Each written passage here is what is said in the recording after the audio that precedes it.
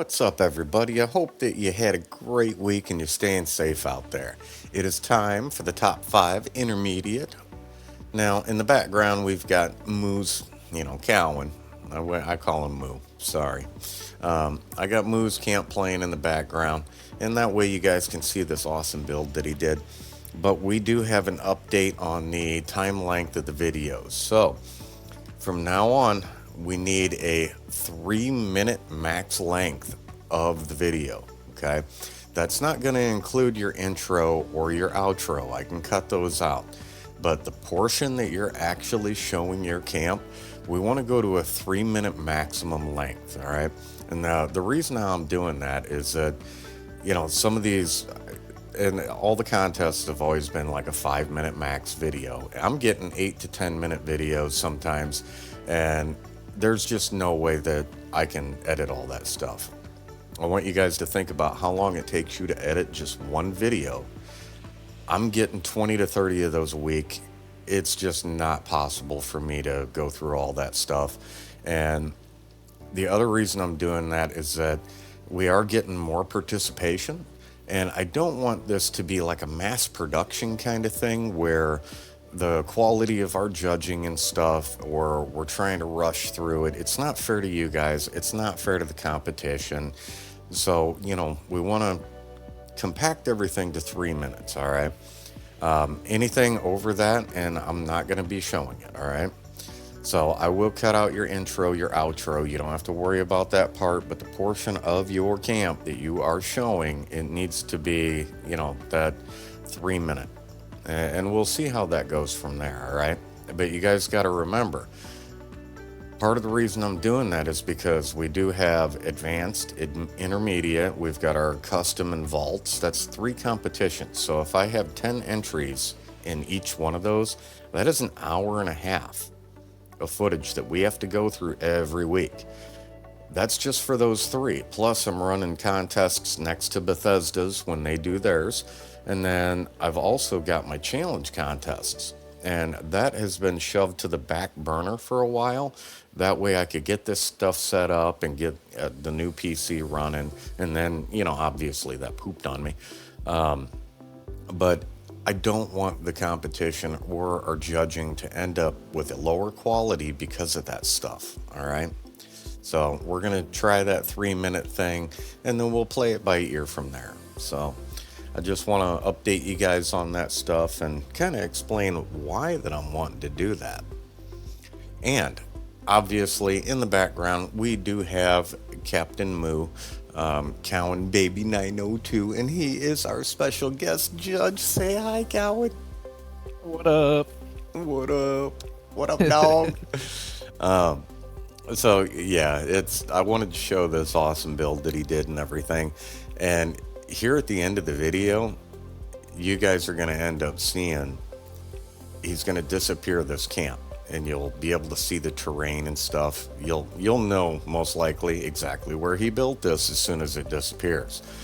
So very, very creative. I love the idea of hiding it. He used the grass roofs for the rooftop and then piled leaves on it because it's got the same texture pattern on those roofs. And he really did a good job trying to hide that.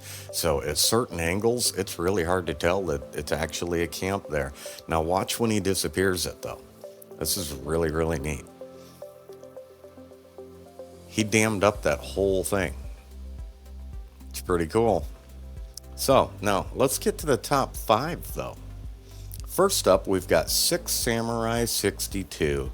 And 6, you've been really, really pushing to get better at what you're doing. And I'm extremely glad. And at the end of this video, you guys pay attention to the location because it kind of pans out. You'll see the location. And I think this is the best use of this location that I've ever seen. Yeah, the cohesion in this build is just outright impressive. I love the items that you used. They're incredibly intentional. I love the way that you're using these different defense walls. A lot of times when we're thinking of building walls, it's just the snappable ones, but you're thinking outside of the box. We've got textures here with fences, the normal defense walls. You've got some of those concrete barriers. All those things really mesh together really well for this build. Yeah, it definitely does. And if you pay attention to the decor in here, like this lovely murder scene, he has given this very Raiderish vibes, as you can see with the blood paint on the walls. There's several things, little messages that he put all over the place. And man, you did a really good job. You nailed it. I think out of all the camps that you've done, I think this is the best one that you've submitted so far. This to me looks like settlers used to live here, and the raiders definitely sent a message. And I don't think they're coming back. Yeah, no, I don't think the settlers are going to be coming back from this one. That's for sure. Definitely a morbid scene, and great job though. And we were talking behind the scenes about misspelling things on the wall. That is very very Raiderish. So nice detail. Absolutely. There's a lot of just great little merges and details, but at the same time, you just have a lot of really well placed, intentionally placed items that doesn't necessarily have to be merged. You've just created a really, really good story out of this camp, and you know, hats off to you for that, man. Yeah, no, this was definitely fantastic. And again, the location, I have looked at this location personally because I like the location and I didn't quite understand what I was going to do with it. And I think this is a really, really good use of it. And again, you will see that at the end when he pans out. And this right here, that's pre-existing. I believe that's the bottom of the road, correct? That was So the road overhangs that dirt just slightly, and it may end up being part of that. Yeah, that room that had the skeleton laying in the bed, that was the road that he incorporated into the roof itself. So you've got some pre-existing structures, walls and roofs. You saw, I mean, obviously the building there was part of it too. So really blended the two together well. Yeah, this was awesome. And what a good way to tell the story. I mean, without using words, there's a clear story being told here.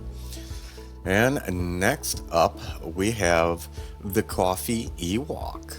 And Coffee, you've been improving a heck of a lot too. I've brought that up in the last video or so.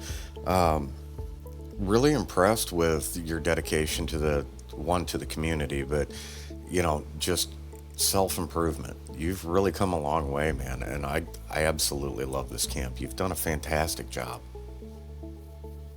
Yeah, one thing I really enjoy about these kinds of camps is the ability to add on to what's already there, right?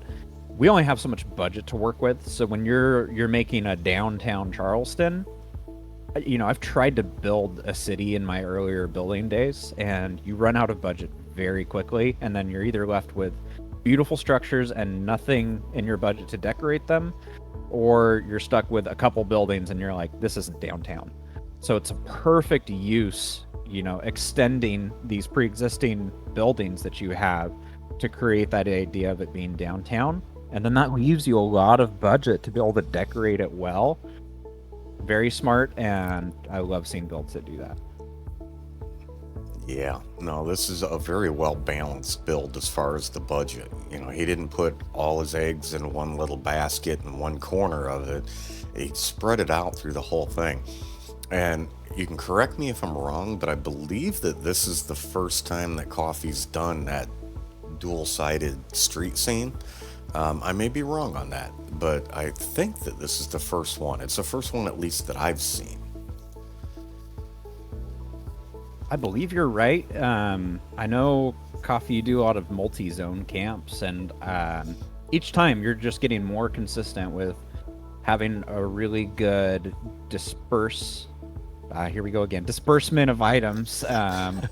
And last week I made up a word, disbursement, and then we looked it up and we found out it's actually a word. So I feel a little bit better. But your disbursement of your items between the different structures that you've made, it's really good. Yeah, he's done really good on this. I think that I think it definitely deserves to be in the top five for sure. It was a fantastic job. And again, like that dual-sided street scene, this little vacant lot and stuff, he didn't leave it empty or anything. And that's what we were talking about with that well-balanced use of kind of spreading the budget out. You've done a really good job. Absolutely. Yes. And then I'm honestly, as I'm looking at it, do you know what that structural foundation is on this building, Stitch? Because I looked at it just now.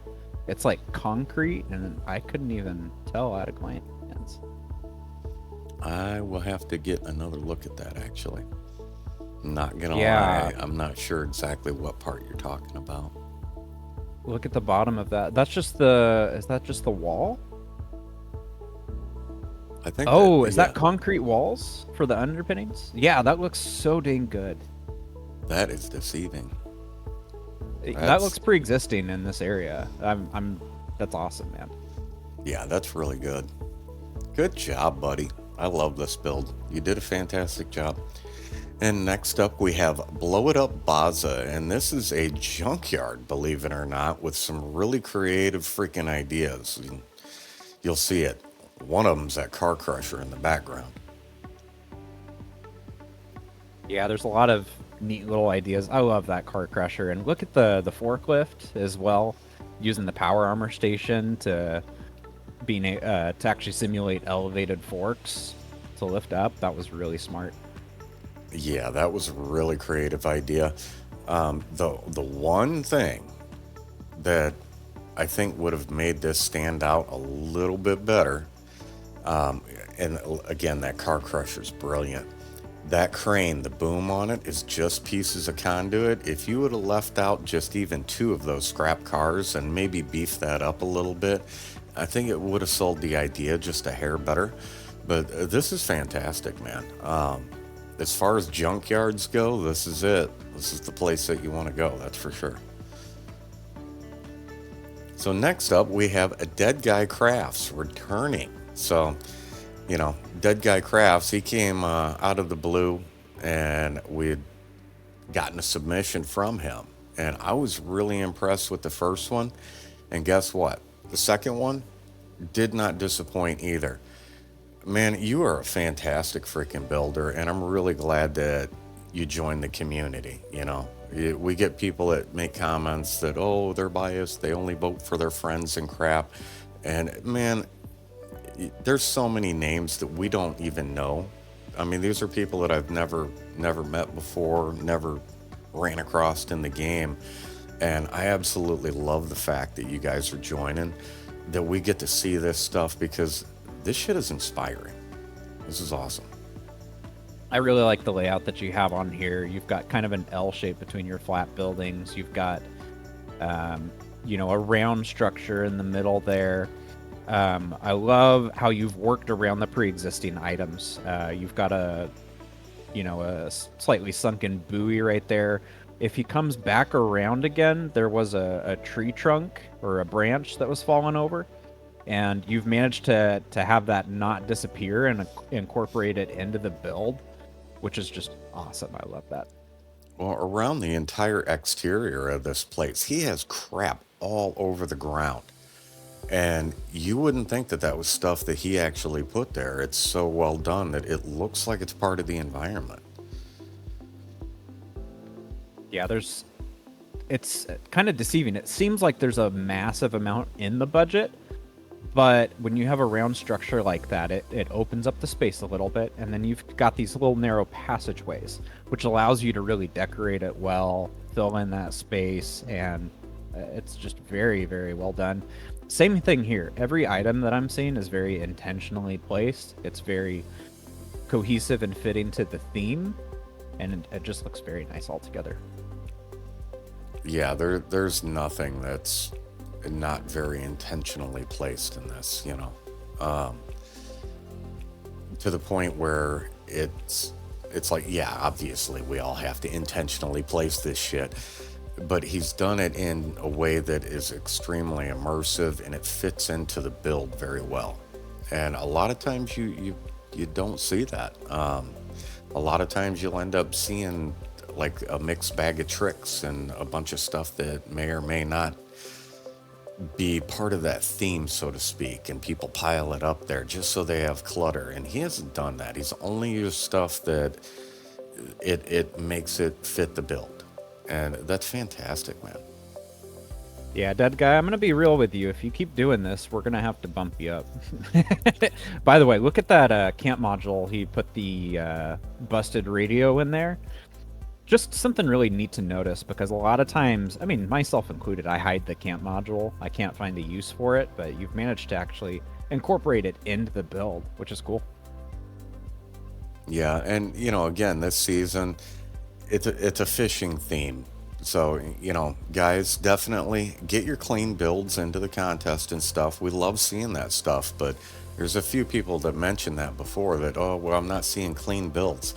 It is a fishing themed season, and everybody wants to use their fishing themed stuff that they just got. It's all brand new and they want to do that. So, that's why you're seeing a lot of stuff like this.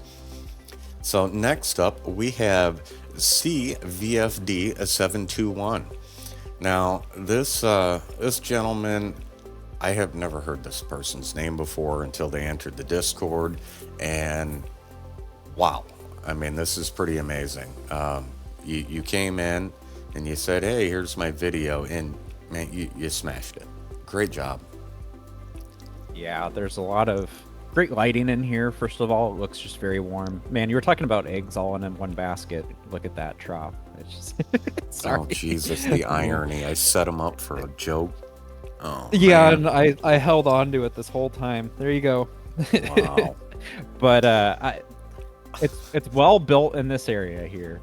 I really am excited once we get into the prefab trailer. That is incredibly well decorated. All the items fit together so well. Look at the curtain that you have that's flush with the prefab there. I'm really impressed with that section in particular. Yeah, and as you said, Cowan, once we get in here, this trailer is just extremely well decorated. There's a ton of stuff in here, and if you pay attention, do you see anything floating? Anybody? Is there anything floating in here? That's quality. Quality like that is the same reason that I absolutely love people like ND and looking at their camps. I was at a camp today during Fashnot looking at his stuff. Same thing, no floating items. That quality really makes your stuff stand out, all right? Gotta remember that. Well, everyone says it, and it's still true. The devil's in the details. And when you show that you are being very meticulous with what you're doing, the details, that sets you apart from the others, right? I mean, that's these people that are in the higher tiers of building, a lot of times they're placing the same item down. I know this because I'll spend 30 minutes trying to get one item exactly where it needs to be, which hopefully that's going to be better as the new update comes. But pay attention to those details, and it's gonna set you apart. Yeah, no, that quality definitely makes a huge difference. So now for a couple honorable mentions, we have 1Pass5. Now, this Palm Reader camp, it's mostly outdoor and everything. A really great job. 1Pass5 is definitely somebody to watch, and go give them a like and a sub because they make some very, very good camps. And we have a Punky Bluester. This is another one that you definitely need to go give a like and a sub to. Punky's got some really, really cool stuff. I love the display cabinet, and honestly, I'm glad that the improved bait and stuff like that looks the way it does, because it looks like a little fish market. So now, the moment that you all have been waiting for. Dun, dun, dun, dun, dun, dun, dun, drum roll. Anything, Cowan? It's more of a chihuahua roll, but we'll take it. You sounded like a purring cat. Your audio was really, really quiet. It sounded like a purring cat. All right, so enough shenanigans. In first place, we have a Dead Guy Crafts. What a phenomenal build up in the Toxic Valley, buddy. In second place, we have Six Samurai 62. Amazing freaking job there. I love that build. In third place, Cowan. Yes. Oh, CVFD 721. Sorry. Threw me in for a loop there. I know, I did that on purpose, you know. That's what we do sometimes. In fourth, we have Blow It Up Baza with the Junkyard build, and that was a fantastic freaking job. And then in fifth, we have Coffee Ewok. Coffee, I love that camp, man. You did a phenomenal job, and I am so proud that I get to actually see you as a creator evolving your skills and your building. It is absolutely amazing what you're doing, and I can't wait to see what honestly all of you guys are doing here in the future when this new update comes out with the building and stuff like that.